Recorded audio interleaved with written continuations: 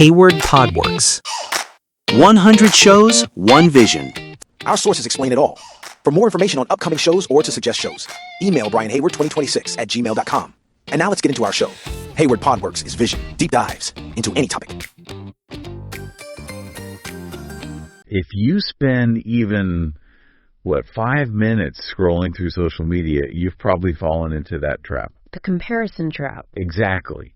You see these, picture-perfect lives, successes that look completely effortless, and then you look at your own life. And maybe you're wrestling with a huge setback, a financial crisis, a personal problem. Right, and you just feel instantly defeated. That feeling that you're the only one struggling it's just so overwhelming. It's the cruelest illusion out there. It's so critical to remember this. Everyone, and I mean everyone, faces obstacles. The people whose lives seem seamless, they're dealing with their own stuff. They are dealing with things you cannot see. The true difference isn't the obstacle itself, it's the response.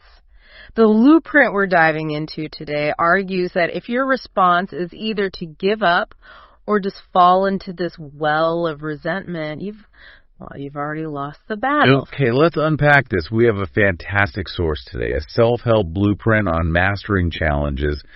And our mission is to really distill those foundational mindset shifts. And the concrete steps. And the concrete steps that let you move from that resentment to actual success. It's about building a machine that can handle anything. And the absolute first step, the one that changes the whole process, is just getting honest about what obstacles actually are. Precisely. We have to introduce what the guide calls a radical idea, which is that obstacles are not just purely negative events working against you. Which is how everyone sees them. It is. Most people approach a challenge assuming it's inherently bad, which immediately triggers the panic button and makes them feel distraught and just overwhelmed. But we have to acknowledge the negatives, though. I mean, they're real. Yeah. Let's be realistic here. Challenges demand extra work, extra time, precious energy. If you're already juggling a job and a family, it's exhausting. And crucially, these things drain you. Physically, mentally, and emotionally. The sheer emotional toll, that's why we hate them. It's why we try to avoid them. Mm-hmm. But if all your attention is fixated on that downside, you completely miss the guaranteed benefits that come standard with every single struggle. And it's these positives that fuel your motivation and, surprisingly, can even make the whole process, enjoyable. Okay, this is where the source really flips the script. It guarantees 4 key benefits that happen every single time you engage with a challenge. The first one is non-negotiable. The obstacle forces you to grow. That's the core of it. We don't grow when things are easy, right? We only grow when we're stressed. Think about physical training. You only build muscle by pushing past that point of comfort. Right, like becoming stronger after a health scare or more resilient after a hardship in a relationship. Growth is sort of the inevitable byproduct. It is. Okay, so the second benefit is self-knowledge. I think we spend so much time analyzing everyone around us, our friends, our family, that we sort of neglect our own internal landscape. We do. And obstacles force that reflection. They teach you what your strengths are, where your weaknesses really lie, and, precisely where your limits are. That kind of clarity is priceless. And that leads right into the third one, which is improved self-esteem. Exactly. As you gain that self-knowledge and you see your own capacity for growth, your self-esteem naturally increases. And this isn't vanity. This self-esteem is fundamental for a healthy life because it anchors your sense of worth outside of just, temporary achievements. And finally, the fourth benefit, which I think is fascinating, improving relationships. When you're dealing with hardship, it feels so isolating. It seems counterintuitive, doesn't it? But when you go through difficulty with someone else, it forces transparency and deepens empathy. You have to communicate clearly under pressure, and navigating that crisis with a partner strengthens that connection way more than the easy times ever could. So keeping those 4 things in mind: growth, self-knowledge, self-esteem, better relationships, it kind of strips away the obstacle's power before you even start. Before you even take a single action, yes. So once we accept that challenges have these built-in benefits, what's next is how we view them. The blueprint argues that perception is, well, it's destiny. Your perception of the obstacle determines everything. And psychology research completely validates this. If you view the challenge as purely negative, like some cosmic punishment, you're far more likely to quit. But if you have that optimistic, growth-oriented mindset, your likelihood of success just skyrockets. The trick, though, is how do you change that perception when you're already in the thick of it, when you're feeling down? It takes intention. We can't control the external events, but we can absolutely change our internal lens. The source gives a 4-step process. So imagine you just got passed over for a big promotion at work. Okay. Step 1, pay attention. Your immediate perception might be, I'm a failure, I'm not good enough. Step 2 is to give that perception meaning. You decide the meaning is, this company doesn't value me. And step 3, you act accordingly. So you start acting resentful, or maybe you start rage applying to new jobs. Right, reflecting that negative perception. But here's where you break the cycle. The 4th step is practicing a new mindset. Instead of jumping to, I'm a failure, the new practice is, okay, they needed a different skill set for this role, and now I know exactly what I need to focus on to get the next one. You track that progress. You stay optimistic. Which brings us right to this crucial discussion of mindsets, because changing your perception means changing the psychological framework you're operating under. Right. And you have to identify whether you're working with a fixed mindset or a growth mindset. And that fixed type is just so damaging. The fixed mindset insists that success is all about genetics or just innate talent. It's the voice that says, I can never get good at public speaking because I'm naturally shy. Or, I'm just not wired to be organized. It just strips away your agency. It's an excuse. It is. It blames your circumstances on something you can't change. It's popular, but it's fundamentally untrue. So the ideal path forward is the growth mindset. Yes. This mindset acknowledges that, sure, natural abilities exist. Some people are better at math. But weaknesses aren't permanent. They can be nurtured and improved with hard work and dedication. It reframes the whole conversation from, I can't do this, to, I can't do this yet. Exactly. And for people moving away from a fixed view, you often find yourself in what's called a mixed mindset, swinging back and forth. But even that fluctuation is genuine progress.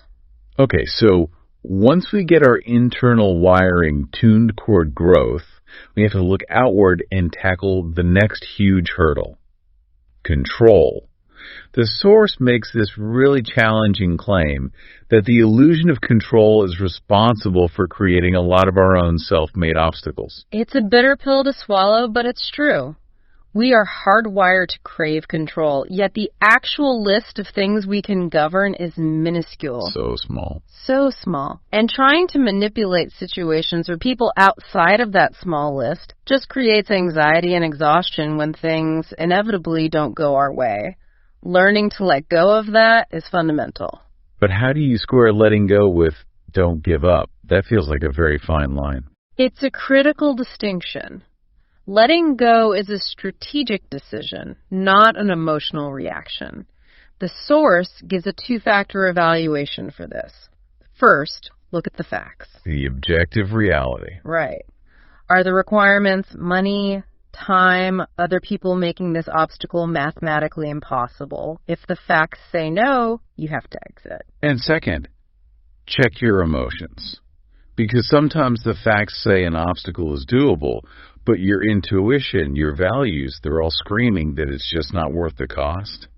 Think about a relationship where one person wants kids and the other absolutely does not. Factually, you could spend years trying to change their mind. But emotionally, you know that path leads to guaranteed resentment. So in that case, separating is the strategy for success, even though it's painful. That's strategic letting go. It is, and when you do let go, you focus only on what you can control. And as you said, that list is small. Your appearance, mindfulness, aspects of your health, your productivity, and above all else, Your reactions. And to enforce that shift, the blueprint recommends using mantras, quick, repeatable sayings to retrain your brain. Things like, I let go of anything outside of my control. Or, I only control my effort and my response. That constant self-talk breaks the habit. It really does. So with that mental foundation, set growth mindset, realistic view of control, we can finally move to active steps. The next thing is identifying and classifying the specific challenge, which makes it tangible. Right. It allows you to build targeted action steps. The guide offers 4 common classifications, and a lot of obstacles are a mix of these.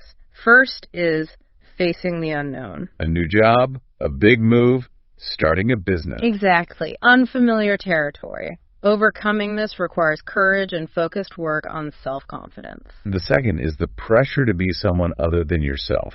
We see this a lot in families or at work, where others' expectations clash with your own values. And the action there is internal. Clarifying your own values, practicing really rigorous boundary setting. Third is limited finances. This is tangible. It requires measurable steps.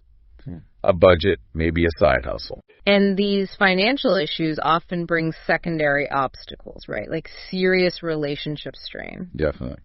And the fourth is relationship problems. Because this involves another person, resolution hinges on communication. You have to find their side of the story. And if it's an irreconcilable difference, like we discussed with kids, then separation might just be the only successful outcome. So once you've identified the obstacle, the next crucial step is defining action goals. You can't just say, I need to fix my finances. It has to be precise. And the source recommends the widely used SMART framework. Right. Specific, measurable, achievable, realistic, and timely. It's the tool that turns a fuzzy problem into a concrete plan. So take the finance example. Instead of I will save money, a SMART goal is I will cut discretionary spending by $500 a month for the next 6 months by using a budget tracking app. That's specific, measurable, timely, perfect. But the blueprint reminds us that a goal is useless without follow-through. Absolutely. It suggests creating mini goals with micro rewards to stay motivated. But the most important part of goals is flexibility. Rigid goals will just snap. They're guaranteed to snap when circumstances change, which they always do. Your goals have to be fluid. They have to bend. And while you're executing these goals, your internal engine, your psychological power, has to stay strong. Which brings us right back to where we started, comparison. It is so toxic, especially during a challenge. It creates these deeply unrealistic ideas because you never see the whole story. You only ever see the highlight reel. The final product. Exactly. When you measure your internal struggle against someone else's curated external ideal, you just sabotage your own progress. It's such a waste of energy. So the better measure is internal. Compare your current self to your past self. That's the only comparison that matters. And the guide gives 3 practical ways to kill that habit.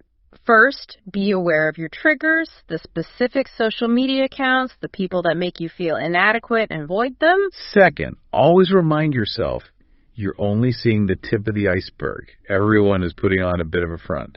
And third, practice active gratitude every single day.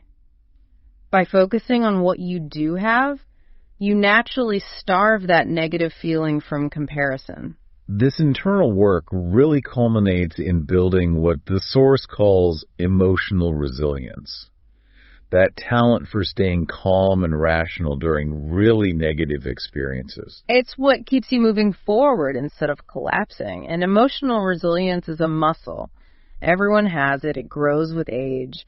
But you can dramatically speed up its development with intentional workouts. And to build it, you have to focus on 3 core elements at the same time. Right. The first are the physical elements: energy, health, vitality.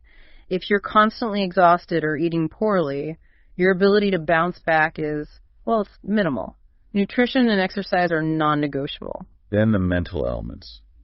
Self-esteem, confidence, emotional awareness. And if you struggle with that, maybe it means reading complex subjects to challenge your brain, or critically, seeking professional therapy. And finally, the social elements. Your relationships, communication, cooperation. We're communal beings. Boosting resilience means deepening the connections you already have and making sure you have a reliable support system. So to really transform an obstacle, you have to incorporate this whole blueprint, the mindset, the goals, the resilience, into your everyday life, not just when there's a crisis. That sustained effort is key. The advice is simple. Practice, practice, practice. Use these tips on every small challenge, from a difficult meeting to a minor argument. It's like obstacle resilience training. It is. And remember the distinction. Don't give up just because it's hard. Perseverance is required. But always temper that with the strategic knowledge of when to let go. Right. When the gut and the facts align, move on. Otherwise, stay optimistic. Keep the guaranteed positives in mind and believe in your progress.